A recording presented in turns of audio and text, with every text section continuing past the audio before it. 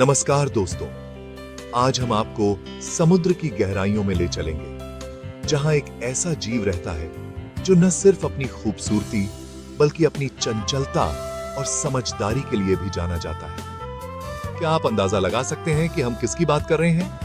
जी हां, हम बात कर रहे हैं डॉल्फिन की, समुद्र के सबसे प्यारे और शानदार कलाबाज की। डॉल्फिन समुद्र की लहरों के साथ खेलती हैं, कभी पानी के ऊपर ऊंची छलांग लगाती हैं, तो कभी अपने दोस्तों के साथ दौड़ लगाती हैं।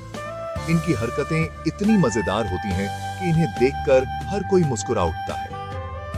डॉल्फिन का झुंड जब एक साथ तैरता है तो ऐसा लगता है जैसे समुद्र में कोई उत्सव हो रहा हो। डॉल्फिन की कलाबाजियां देखने लायक होती हैं। ये पानी से बाहर छलांग लगाकर हवा में घूमती है, कभी-कभी तो अपने शरीर को घुमाकर शानदार स्पिन भी दिखाती हैं।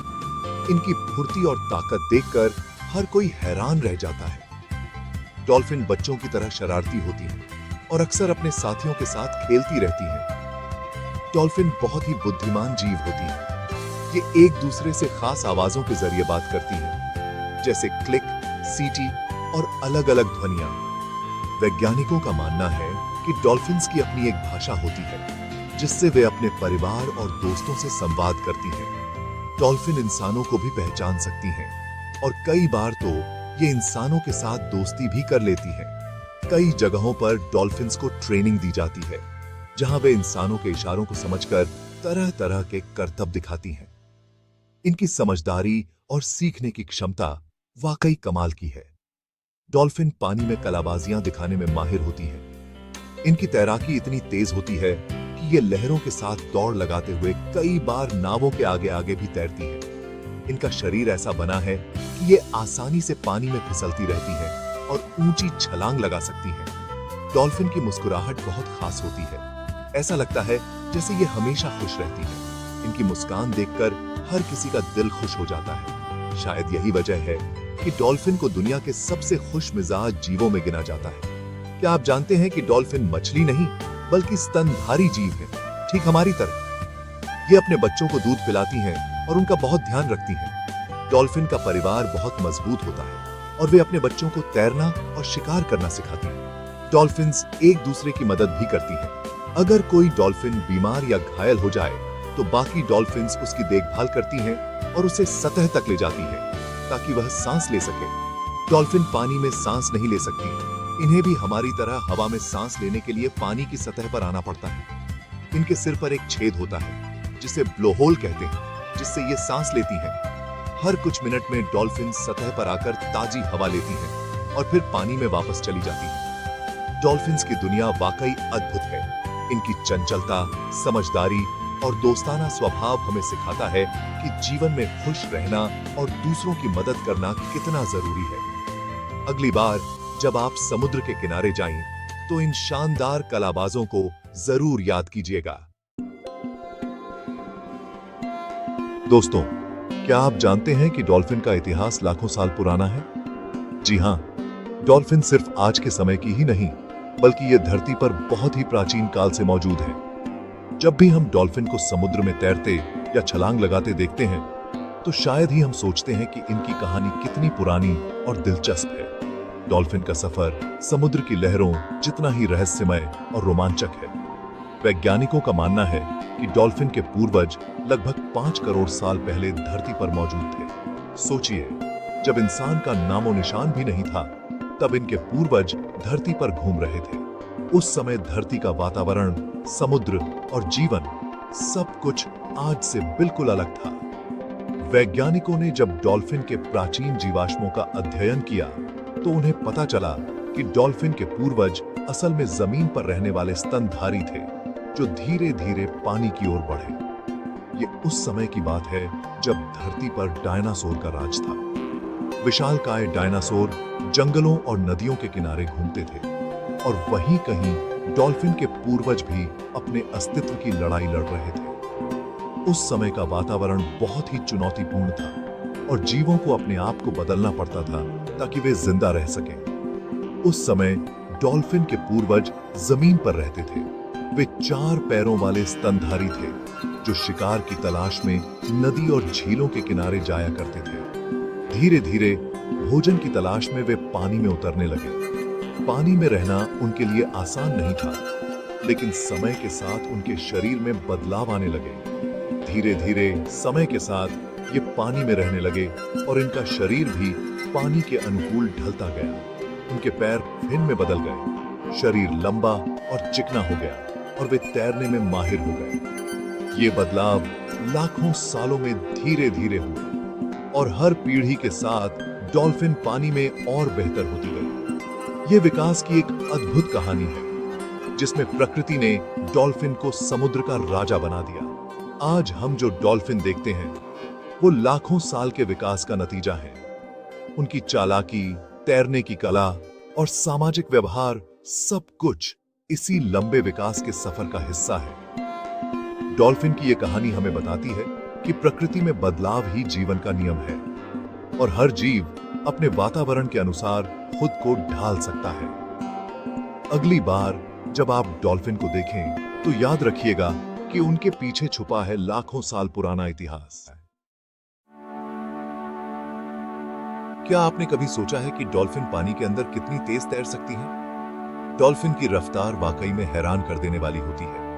जब आप इन्हें समुद्र में तैरते हुए देखते हैं तो ऐसा लगता है जैसे कोई रॉकेट पानी के अंदर दौड़ दिख रहा हो। डॉल्फिन न सिर्फ सुंदर होती है बल्कि उनकी फुर्ती और गति भी कमाल की होती है। इनकी रफ्तार का अंदाजा आप इस बात से लगा सकते हैं कि ये 35 किलोमीटर प्रति घंटे की रफ्तार से तैर सकती हैं। सोचिए, ये रफ्तार कितनी ज्यादा है। अगर आप साइकिल चला रहे हो तो शायद ही इतनी तेज जा पाए।